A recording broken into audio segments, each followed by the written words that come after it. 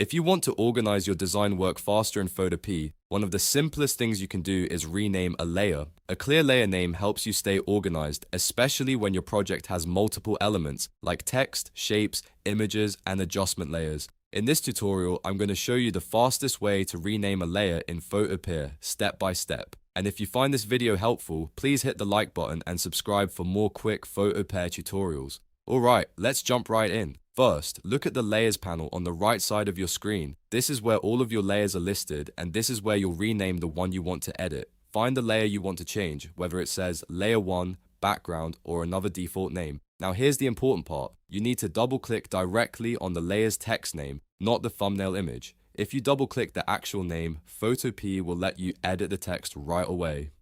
But if you double-click the thumbnail, you may open Smart Object Contents or bring up Layer Style settings instead, which is not what we want here. So, double-click the name and you'll see the text become editable. Once it's highlighted, simply type the new name you want for that layer. For example, you could rename it to Header Text, Logo, Background Image, or any label that helps you remember what the layer is used for. After you type the new name, press Enter on your keyboard to save it. You can also click anywhere outside the text box and the name will be applied automatically. That's it. The layer has now been renamed successfully. This small step can make a huge difference when you're working on larger designs because it keeps your workspace neat and easy to follow. If you're editing multiple layers, naming them properly can save you a lot of time later when you need to move, hide, duplicate, or adjust something.